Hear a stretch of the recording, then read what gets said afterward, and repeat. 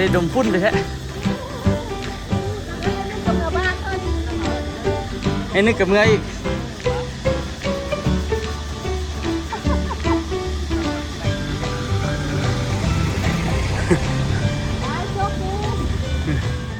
ในมือที่ไม่หนักมีแล้วใครยังมาหลายขนาดทุกคนทรงนี้มันเศร้ากับมาฮอบหนึ่งสวยกับมาฮอบหนึ่งสบายดีในมือที่พีเอ็มหนาเตอะคือเก่านะทุกคนน้องตัวกะทีลงเฮ็ดเรียกต่อเบิ่งไม่จัดเมียนจนตะแปนเมื่อแถวนี้ปันผู้หัวโล้นเนาะพอจอยกับเราชิเมื่อแล้วถ่ารถเนาะพอจอยนั่งถ่ารถยันบุทันรถมานั่งเฝ้าอยู่ข้างหน้านี่เนาะตัวกะสิไปว่าสิไปตั้งเสานะทุกคนมือนี้ลุยเวียกต่อตั้งเสาแต่ว่าเสาเงาหันจักสีตั้งยังไงแหละเพราะว่าต้นตาลกับโบได้มาเนาะเสาแล้วสิกอดแล้วสิเฮ็ดใหม่สิเทคานใหม่ต้นตัวนี้ก็สิจะตัดออกเนาะยังยุ่งยังหลายอันอยู่ทุกคนที่จะต้องได้เฮ็ดนี่เดี๋ยวไปซีหูดีๆเสียบเหล็กมัดเหล็กคานโอ้ยังหลายอันอยู่ทุกคนเลยผมเป็นธรรมดาเด้อมันสีเรียวง่ายๆนี่เนาะแต่ก็คอยเป็นคอยไปนั่นละเนาะตัวเทเสาหันก็ได้หลายอันเติมเราประมาณช่วงแรงกับสีแกะออกอีกเนาะอาจจะได้ไปตัดเหล็กว่าโคตรเหล็กเพิ่มเฮ็ดเสาเพิ่มอีก6 อันเนาะใกล้สีเรียวเวละ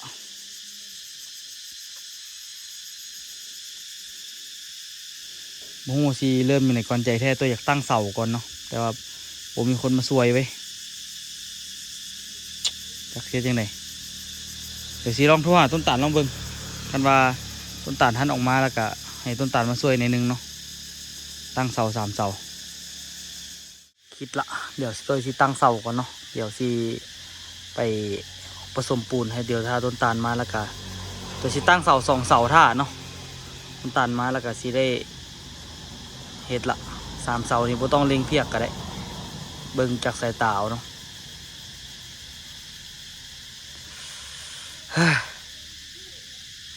ลุย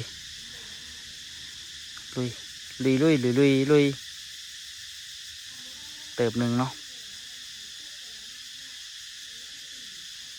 เติมผสมปูนท่าที่เสาก่อนเนาะเสาตั้งไว้แล้วตัวทีเทคานฟังนั้นเอื้อนต้นตาลมาแต่ว่าหุ้นที่มาตอนเด็ก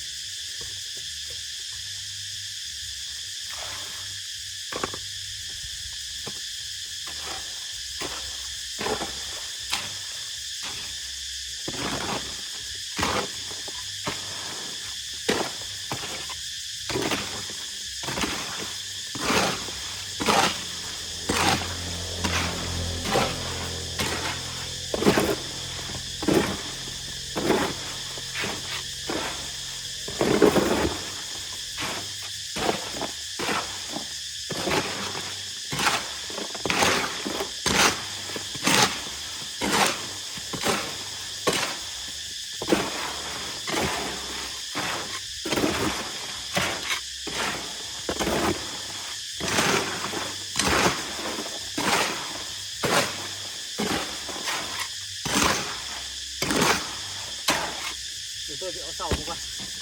ห่างพุทเดียวน่ะจะไหวอยู่เสาตัวนี้มันเสาสั่นเนาะเดี๋ยวเอาคู่มาตักปูนไปทิ่มแทนเนาะแล้วก็ตัวนี้ยับไปข้างหลังก้อนนี่พูดได้เลยพวก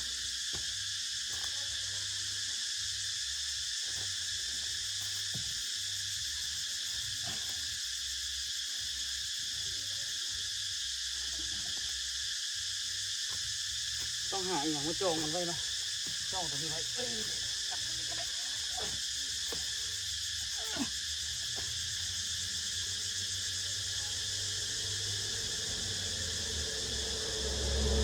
เดี๋ยวหาลวดมามัดยึดดีกว่า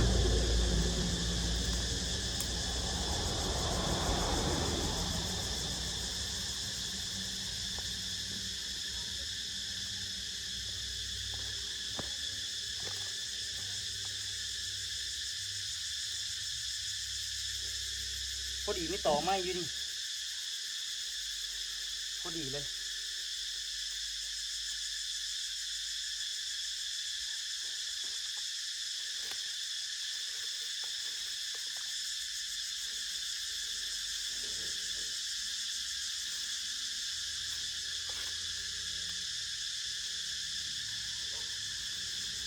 เคตัวเศร้าจะพุดแก่นี้ออกเนาะ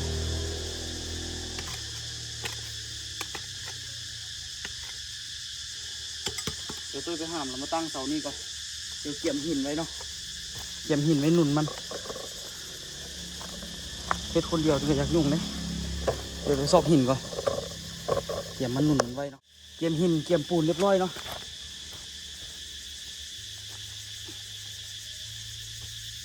ปูนเอามาไว้นี่เลย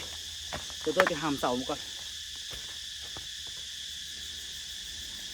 ใส่ถุงมือเข้าห้ามเสามันจะเจ็บเวลาเจ็บจับเหลี่ยมมันตั้งคนเดียวมันก็อยากยากๆนิดนึงเนาะอย่างไหนมันก็ยามาเลยเนาะเดี๋ยวไปหามเสาทุกคนยิงท่าเนาะ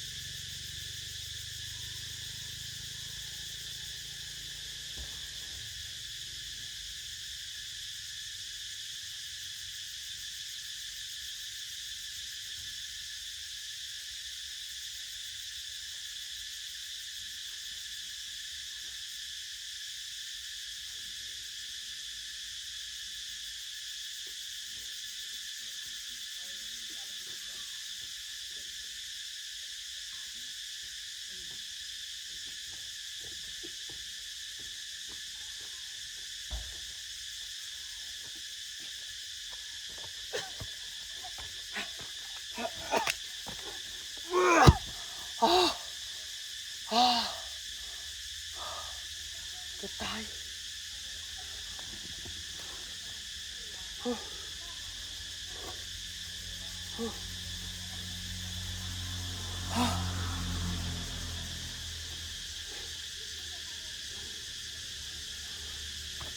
จะตายเลยทุกคน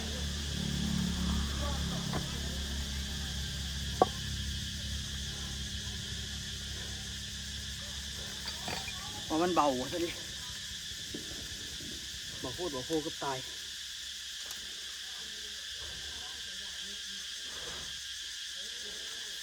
ยังยับไปข้างหลังมันอีก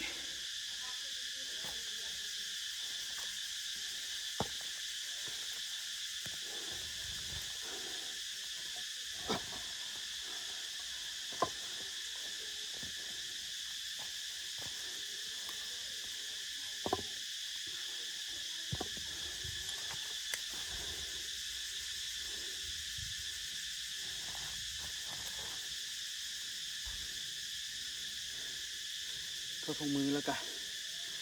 หางก่อน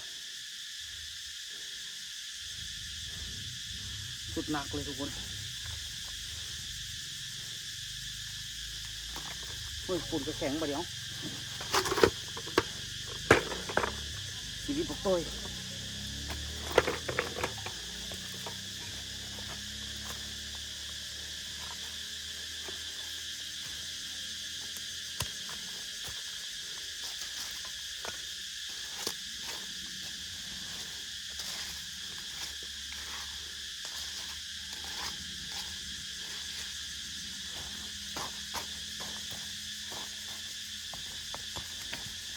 เดี๋ยวหินใหญ่นี่หนุนไว้ก่อน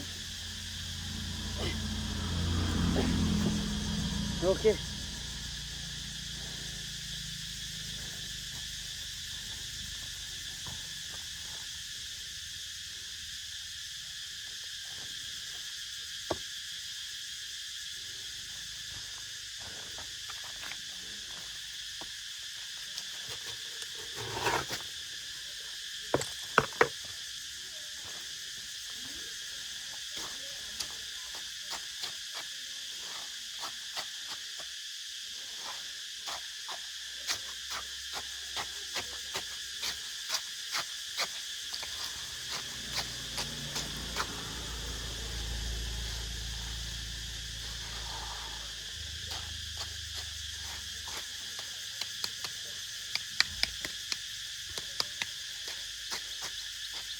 ดี๋ยวไปซอกเกียงมาดีกว่า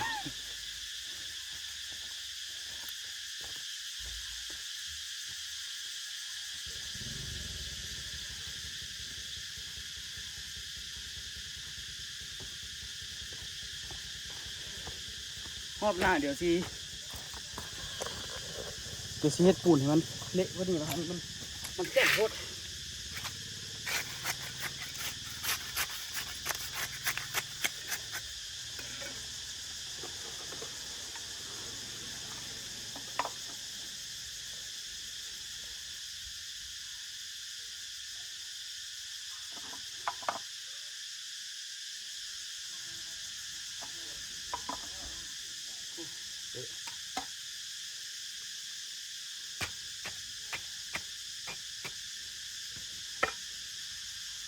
เอา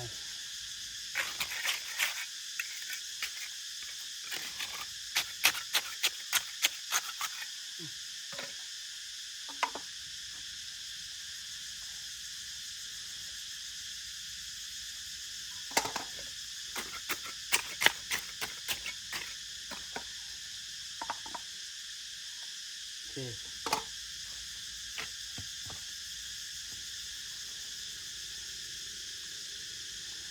เรียบร้อยเนาะเสาพวกนี้เดี๋ยวเขาโบเล่งเพียกก็ได้ความสูงก็น่าจะประมาณเสาเนี่ยทุกคนความสูงที่เขาเสียทั้งหมดนะสูงบ่สูงเติบอยู่เด้ได้เดี๋ยวค่อยๆตั้งเนาะเดี๋ยวสิมาตั้งเสาตัวนี้อีกเฮ็ดคนเดียวสิยุ่งๆเนี่ยเนาะมาตั้งเสาตัวนี้อีกเดี๋ยวไปเกี่ยมปูนให้เก่าแล้วก็หามเสามาเนาะโอ้เกือบตายทุกคนที่ตายไปเอาเสานี่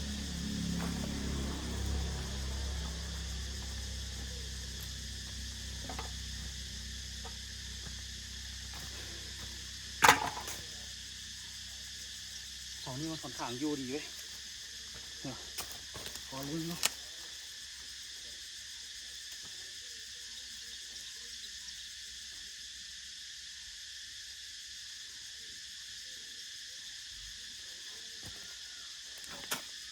ซื้อได้บ่ซื้อได้ก็ได้ตัวนี้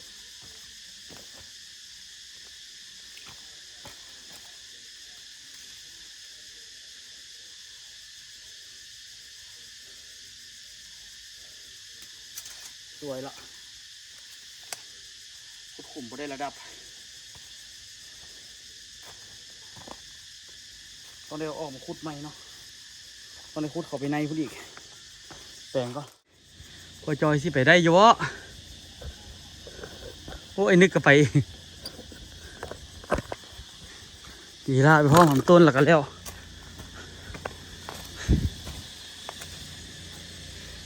เสาลมไปได้อยู่ฮัน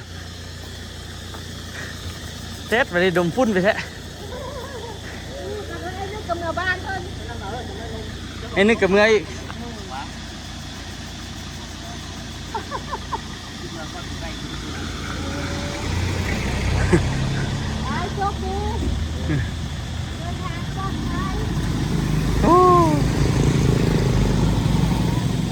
ตายแท้ตอนนี้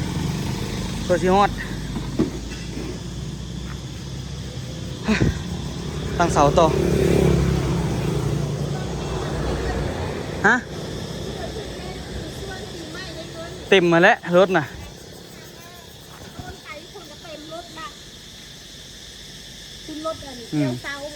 วันนั้นไปซ่าเนาะเกือบวิ่งบนนั่งใช่ป่ะวิ่งบนนั่งเราเวียนเลยกันหามมาเอา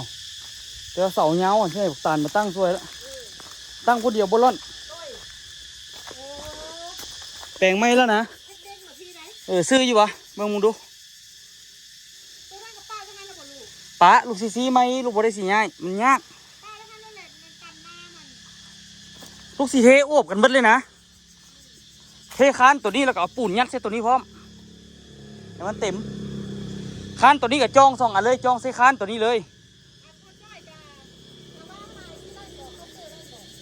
เข้าใจแล้วตัวโอ้ยมันคดมันบวได้อันนี้มันจ้อมพอในพุ่นอันนี้ซื้ออยู่ตี ลูกเอาเพียงมามัดเสื้อมัดลักนี้เสื้อลักนั้นไม่ลูก ฮะ เอาเพียงมามัดลักนั้นเสื้อลักนี้เลย โอ้มันซื้อกันแล้วหรอบ่ โบเล่บัดนั้นมาลุงคือก็เหมือนก็ลุงที่ได้เทขาเสื้อนี่ไปมันก็ โอ้คันเหลี่ยมตัวนั้นมันกับโบทึกกันแล้วคันเหลี่ยมต่ำเดี๋ยวสิเอาเพียกมาเบิ่งเพียกกับเบิดแล้วนี่ให้เอาคำซื้อเล็กกับโบซื้อมาซ้ำปลาแสบแขนเลยยกเข่านี่เดี๋ยวตั้งอันนี้ก่อนน่าจะมีอยู่แก่เพียกเก่านี่เอาโอเคเดี๋ยวมัดสิมัดก่อนตั้งเสาตัวนี้ก่อนตั้งบนเร็วเถอะ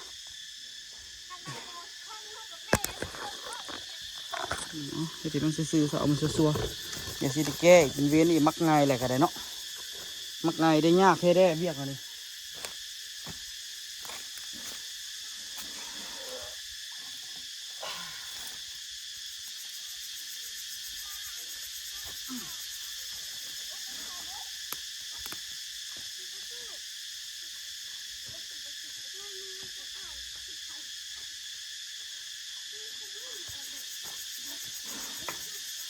เดี๋ยวสิฟันมัน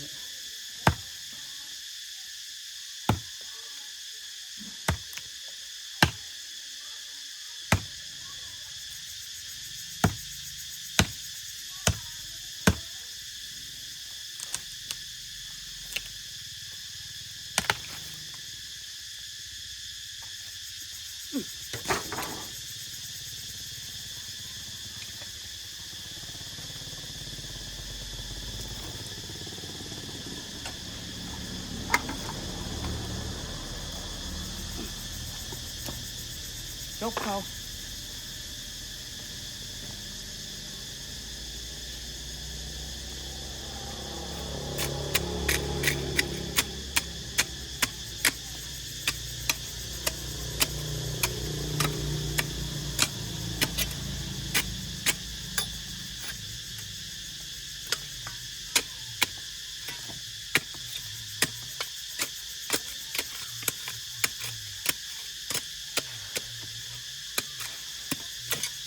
ถ้าต้นตาลมากออกมาจักเถื่อ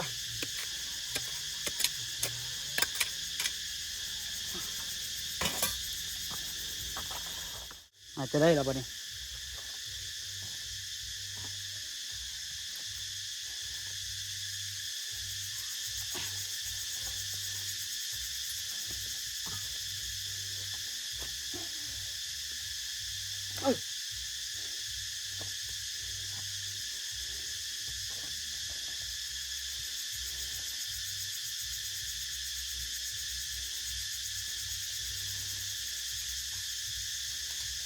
พอลบเลยเป๊ะยับปนานิดนึงก็ได้เนาะ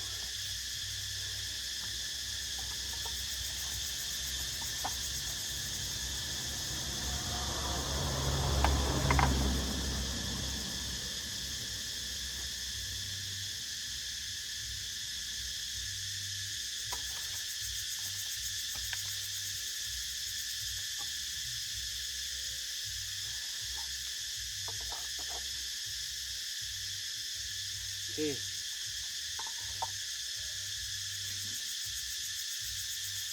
โอเค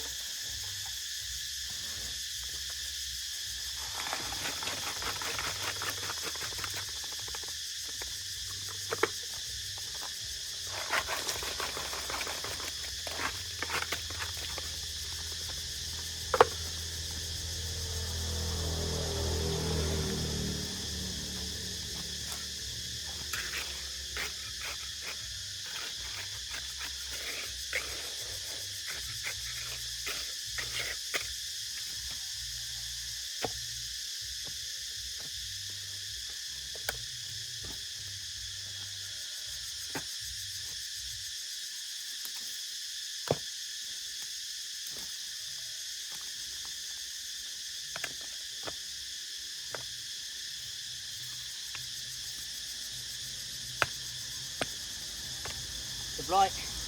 เดี๋ยวไปขูดมาโลสิอีกเป่านึงอีกคู่นึงตัวหางพูดเดียวมานี่ผมเป็นธรรมดาเลยทุกคนอันนี้น่าจะหนักได้ประมาณ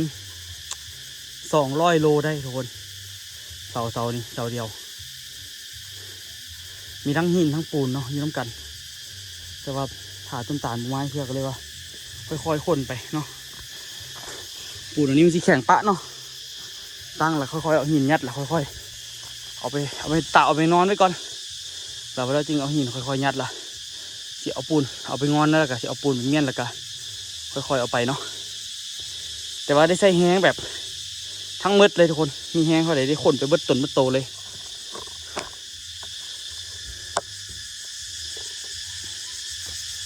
ถ่ากับบุ้งยังเสด็จมาตอนไหนกับบุ้งกันเนาะไปบอกมาตั้งเสาสวยเสาหนึ่งนี่แหละเราจึงค่อยๆที่คาน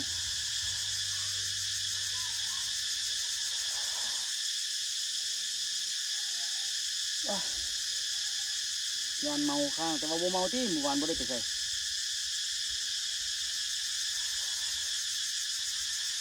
ทุ่มมดโตเลยตอนนี้มีแห้งใส่งัดใส่จดเบิดเมื่อกี้บ่ใส่ถุงมือเจ็บมือแห้งกับเบิดเลยหยุดก่อนเกี่ยวนี่ที่เอามันฮอดเลยดูไว้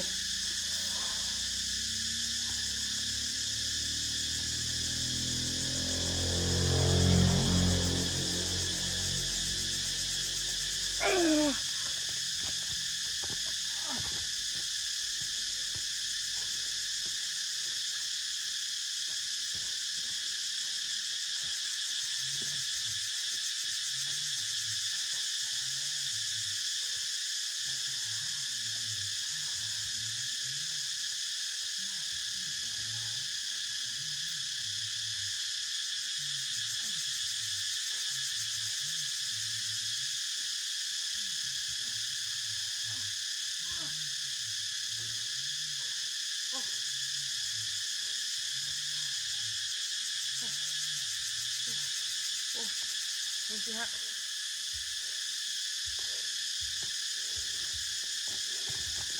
แข่งคึกเลยมือ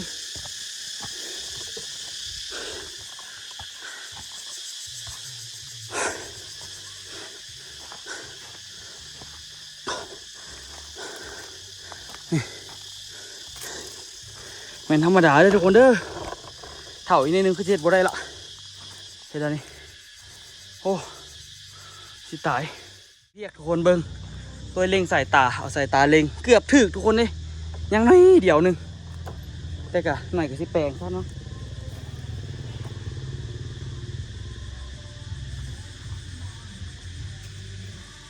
โอ้สิติลิขสิทธิ์กับปานนั้นเดี๋ยวตัวแปลงไปที่ไทยทุกคนเบิ่งเนาะเขาเจ้าเฮอันนั้นมาพุ่นปรับสายตาทุกคนเบิ่งวัดสายตาที่จริงเสานี้น่าจะให้มันซื่อกันเลยนะทำเป็นตัวเฮ็ดเนาะเรากับกล้าเชียมันซื่อแต่เราเฮ็ดผิดพลาดเนาะ ธรรมดาเสาตัวนี้มันต้องมาตั้งอยู่ฟิตั้งอยู่แถวนี้มันจึงสีซื่อยังสีงามเนาะเขาเป็นยังดอกเดี๋ยวก็จังในน้ำมันหักเข่าคือเก่าดอกแถวนี้เขาก็ตันเบิดเนาะเดี๋ยวมันหินออกกันมันหลายพดเราจะเอาปูนไปอีกตัวนี้เทมันหนาๆนิดนึงเนาะออกค่อยๆออกอีกก็ทุกคนออกเบิดตัวเดียวนี่เป็นเว้นอีกได้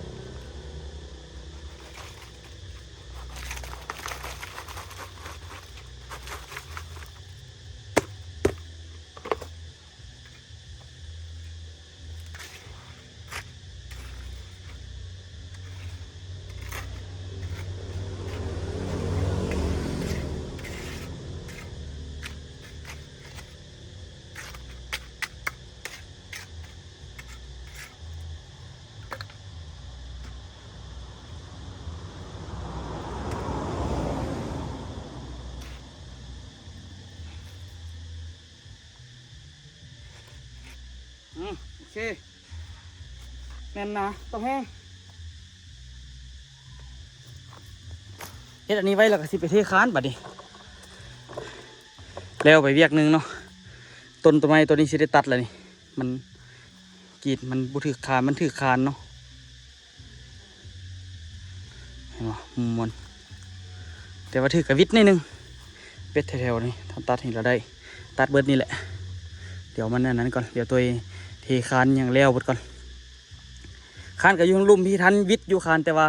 ตีนบล็อกเนาะมันสิโบเวตเนาะโอ้เฮ็ดคนเดียวก็ได้เลยแต่ก็เกือบตายทุกคนเลยแบกเสารู้สึกว่าแถวนี้แซ่บๆไม่สิบุเรือดอกแถวนี้มันสีแดงตั้งเสาเรียบร้อยเนาะบอกคิดว่าสิตั้งได้พอสิถ่าต้นตาลมาเถื่อจนตั้งแล้วก็ยังโมมา อย่าเนาะเดี๋ยวตัวสิไปเทคานอันนี้ก่อนมือนี่เทคานแต่ไม่ได้3 คานนี่เนาะเทคานไม่ได้3 คานนี่แล้วกับมือหน้าจึงสารเล็กตัวนี้ใส่ตัวนี้ใส่ตัวนี้ใส่ตัวนี้เนาะต่อไปคือสิโอ้ก็ไกลละเด้ทุกคนเลยไกลแล้วใกล้สิสำเร็จละนี่แหละเขาเอิ้นว่าผมขยันเนาะ เดี๋ยวเก็บเครื่องไปพุ่นก่อนตอนนี้ยากตอนหน้าทุกคนเลย คานอันนี้ตัวปลาเป็นลมตอนเฮ็ดหันมักง่ายดิมันกอดบ่ได้เนาะมันต่ำดินเนาะละเล็กมันก็ยาวมักง่ายบ่อยากแปลงมันเป็นจะได้บัดนี้ยุ่งมักง่ายยากเขาเอิ้นนะมักยากไปแรกแล้วมันง่ายเขาว่า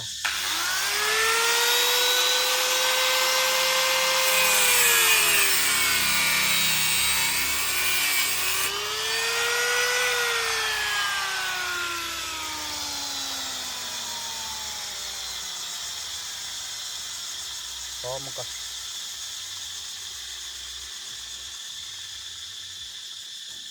สิบ่ได้หรอกเนาะ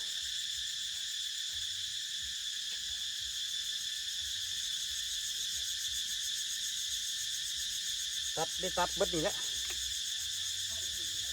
เดี๋ยวจังแปลงเอา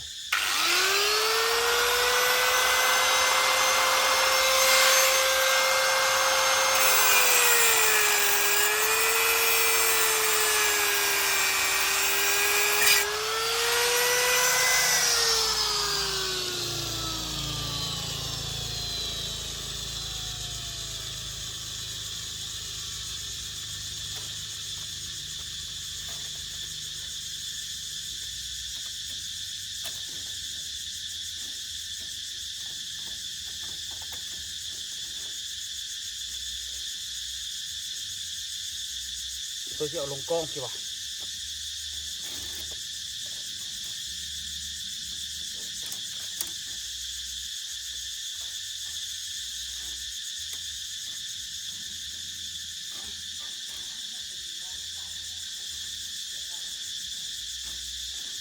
ค่อยๆมัดเนาะเดี๋ยวตัวที่แปลง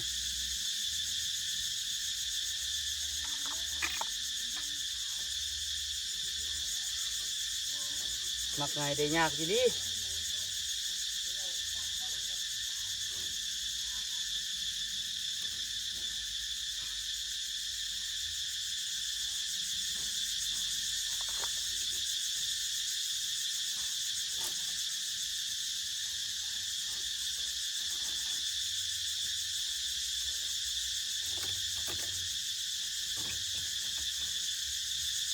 โอเคเดี๋ยวแปลงก็